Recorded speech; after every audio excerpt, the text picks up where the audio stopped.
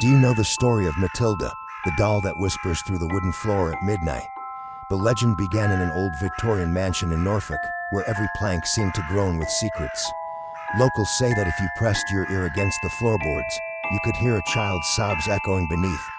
The house's owner, an antique collector, once said the sounds came from the heart of the house, but that heart belonged to something buried long ago, something stitched, porcelain-faced, and painfully alive. The doll, named Matilda, was carved in 1883 by a woodworker named Edwin Harrow, whose daughter died the same year. Rumor says he used his child's hair for the doll's wig and her ashes mixed in the varnish. After that, Edwin's workshop filled with screams only he could hear. He vanished one morning, leaving behind fresh splinters and a single no. She wanted her feet to touch the floor again. From that day, Matilda was known as the wooden floor ghost. Years later, the doll was found sealed inside a wooden crate under the house. The new owners, unaware, thought it was an antique tool. But the moment they brought it upstairs, the floor began to creak endlessly. At 3 a.m., something started walking beneath them, slow, deliberate footsteps that matched no living person's stride. When they moved rooms, the sound followed, as if the doll were pacing under the floor, waiting for something, or so on. A paranormal investigator named Laura McKenna visited the mansion after dozens of reports. She brought cameras, recorders, and saw. Her first night, she captured a faint voice repeating, "I'm still cold," beneath the boards. The footage shows the doll turning its head by itself, eyes glowing faintly blue. Moments later, Laura's audio record cracked, and the wooden planks rippled like something was breathing beneath them. She screamed, "There's something under the floor." Then the lights went out. When Laura's colleagues reviewed the footage, they noticed something chilling. Behind her, the reflection in a dusty mirror showed not one, but two figures. One was Laura. The other was a little girl holding Matilda's hand, half her body fading into a grain texture. It was as if she belonged to the floor itself. From that day, the house was sealed again, but people who passed by swore they still heard knocks. 3 short, 1 long, Matilda's way of saying, "I'm not gone." Years passed, but curiosity always returns. YouTuber named Evan broke into the mansion, filming everything. In his video, viewers noticed strange patterns on the wooden planks, shapes resembling human faces pressed into the wood. As Evan spoke, a creak interrupted him, followed by whispering. "Step softer," he laughed, thinking it was an echo. But when he looked down, a small handprint formed on the dusty floor between his... That night, the footage went viral. People commented about seeing something moving behind Evan, a crawling silhouette, wooden joints bending unnaturally. He claimed it was edited. But when fans zoomed in, they saw Matilda's face emerging from the floor itself, half in, half out, her mouth frozen in a silent scream. The video abruptly ends with Evan's camera falling, recording only the sound of wood creaking faster and faster. The local police found Evan's equipment but not his body. Only his shoes remained, perfectly placed beside a floorboard that had splintered open. Underneath, there was nothing but dark soil and the faint outline of a small wooden handprint, freshly pressed. It was as though the floor had swallowed. Legends say Matilda collects souls who disturb her slumber. Each time someone calls her name, the house creaks in response. The louder you call, the closer she gets. Some claim to have seen her crawl up through the cracks, whispering, "Play with me," before vanishing back down. An old carpenter confessed that the house's wood was made from trees struck by lightning, cursed oak. "That's why it's alive," he said. "The spirit that burned the trees still walks within them." He warned, "Every board remembers pain. Every step you take wakes her." At night, the house seemed to respond. When rain hit the windows, the floor groaned as if sighing in pain. A woman who rented the mansion said she heard humming beneath her bed, a child's lullaby in an ancient tongue. The tune matched a forgotten melody once composed by Edwin Harrow for his daughter before she died. She whispered, trembling, "The floor it remembers." The next morning, she found the word "play" scratched into the wooden panel under her pillow. An old carpenter tried to repair the warped floorboards. But as he hammered a nail in, red liquid oozed out, thick, dark, warm. He thought it was rust until the smell of iron filled the air. The floor was bleeding. His hands shook as he whispered a prayer.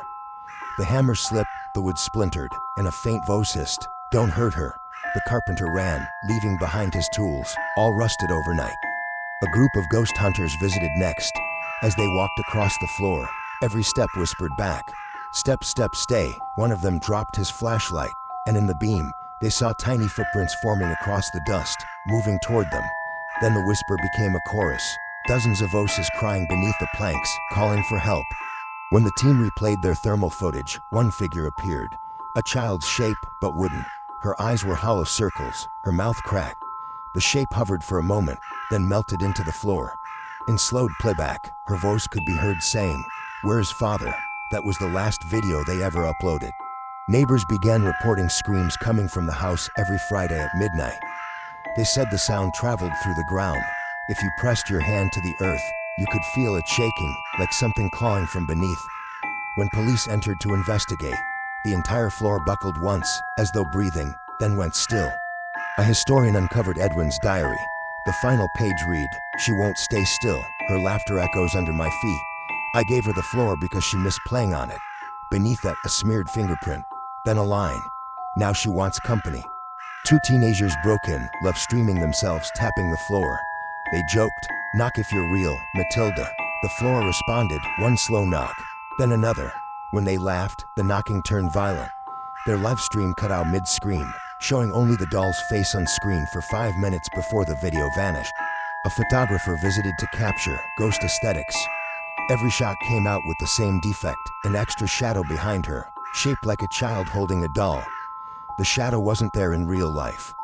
But in the final photo, it had moved closer, its wooden fingers reaching for her ankle. An elderly man arrived claiming to be Edwin's descendant. He said he wanted to finish what his ancestor started. He poured salt in a circle and began chanting. The walls shook violently. The floor cracked, revealing a glowing blue eye staring up. He screamed, "She's not wood, she's awake." Then silence. Police found nothing but burn marks in the shape of a child's body.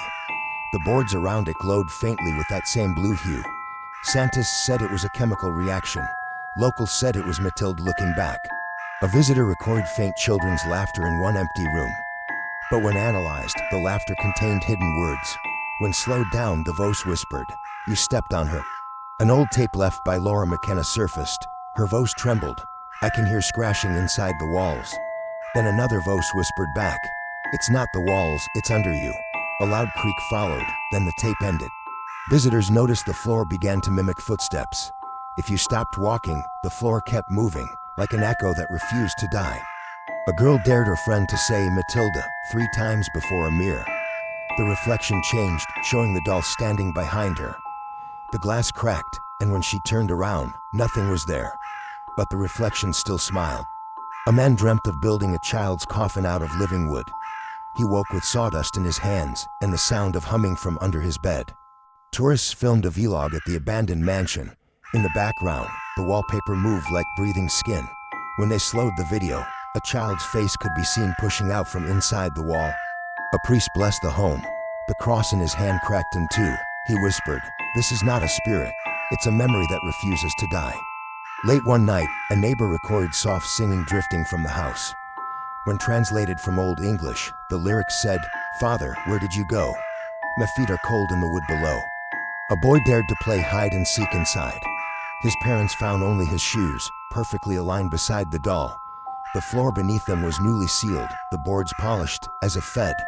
Whoever tries to remove Matilda's doll ends up losing someone they love within 7 days. The wood seeks balance. It takes one for another. A journalist drilled a small hole into the floor for samples. Blood gushed out. When he ran tests, the DNA matched a missing child from 1890, Edwin's daughter. When people speak inside, their voices echo seconds later, but slightly changed, like someone else repeating them mockingly.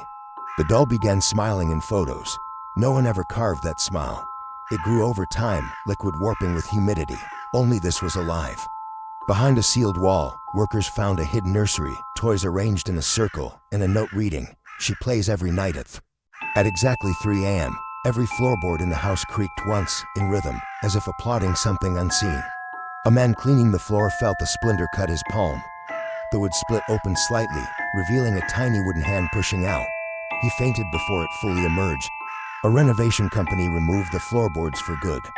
Underneath, they found hundreds of small dolls, each carved from the same wood, each with human hair. None matched modern crafts. In a vision recorded by a psychic, Edwin appeared, aged, crying. "I built her body, but she built this prison." The floor behind him opened, swallowing him into endless darkness.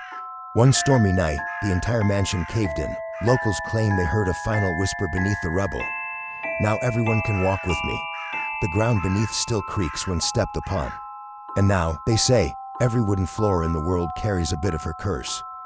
When the night is quiet and the boards creak beneath your feet, listen closely. If the sound echoes your step exactly, Matilda is walking with you.